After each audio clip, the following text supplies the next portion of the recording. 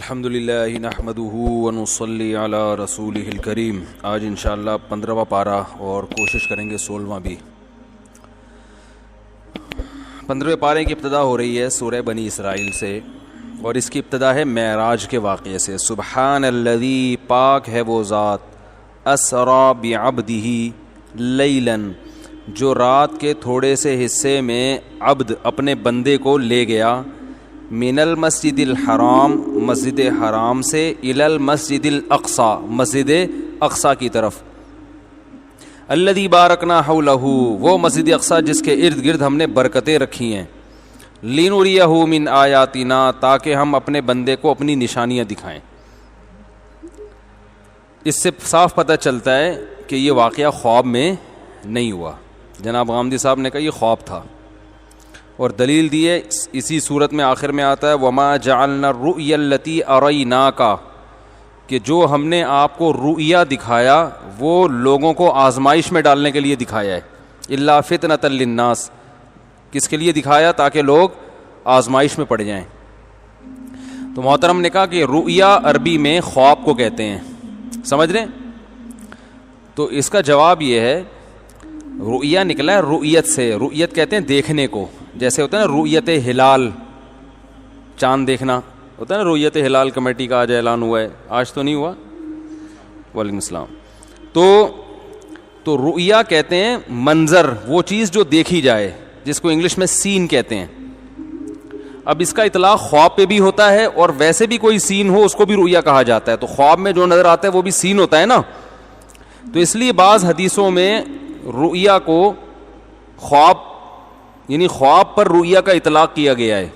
تو محترم نے وہاں سے یہ لفظ لے کے ادھر منطبق کر دیا، سمجھ رہے ہیں؟ تو یہ گڑبڑ ہوئی ہے.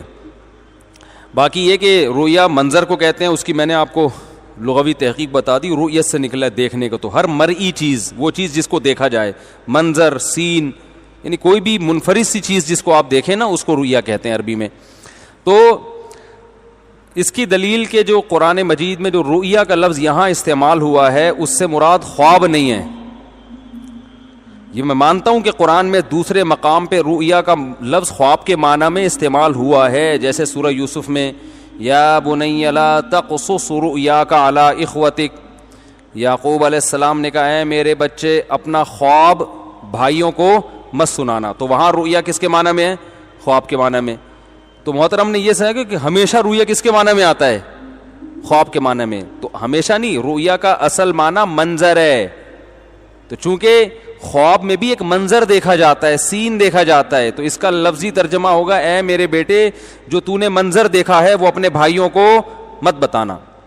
تو وہی غامدی صاحب نے اس آیت میں تحریف کی ہے جو یتوفا کے لفظ میں کی ہے. جب قرآن مجید میں اللہ نے بتایا کہ اے عیسیٰ میں تجھے آسمان میں اٹھانے والا ہوں، اپنی طرف اٹھانے والا ہوں، تو وہاں متوفی کا لفظ آیا ہے کہ میں تجھے متوفی. تو محترم نے وہاں بھی کہا دیکھو متوفا کا معنی ہوتا ہے وفات، حالانکہ متوفا کا اصل معنی وفات نہیں ہے.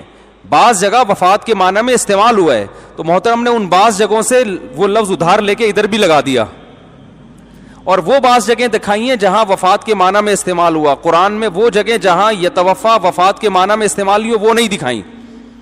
تو یہ تحقیق اس کو بولتے ہیں. قرآن میں یتوفا کا لفظ جو آیا ہے نا، اللہ یتوفی الانفس حین موتہا، اللہ تمہاری موت کے وقت تمہاری روحوں کو قبض کر لیتا ہے. تو یہاں قبض کرنے میں معنی میں آ رہا ہے، موت کے معنی میں نہیں آ رہا. اگر موت کے معنی میں آتا تو قرآن کے الفاظ ہوتے اللہ یتوفی الانفس، بس اللہ تمہیں موت دے دیتا ہے. آگے حین موتہا، موت کے وقت. تو موت کے لفظ کا 2 دفعہ تکرار ہو جاتا نا. اگر یتوفا کا مطلب موت ہو، اس کا مطلب اللہ تمہیں موت کے وقت موت دے دیتا ہے.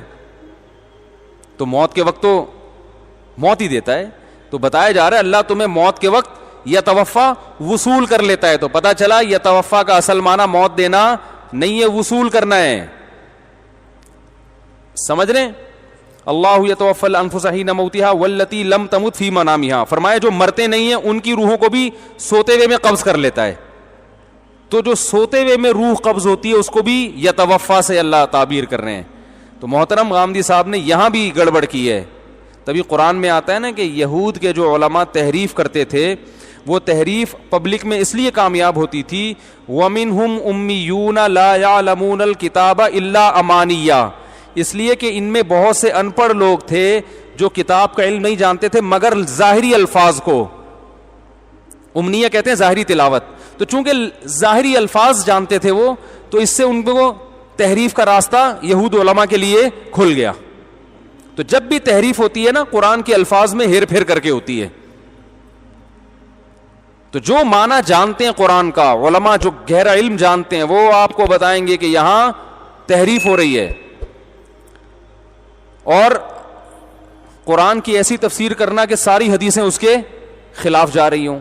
عیسیٰ ابن مریم کے بارے میں نے بخاری مسلم کی حدیث پیش کی تھی کہ نبی نے فرمایا قرب قیامت میں نازل ہوں گے، اور رافعوک الیہ، اللہ نے فرمایا میں اپنی طرف اٹھا رہا ہوں، وما قتلوہ، اللہ نے قتل بھی نہیں کیا، میں اپنی طرف اٹھا رہا ہوں. یہ اتنے سارے دلائل، پھر پوری امت کا اجماعی عقیدہ.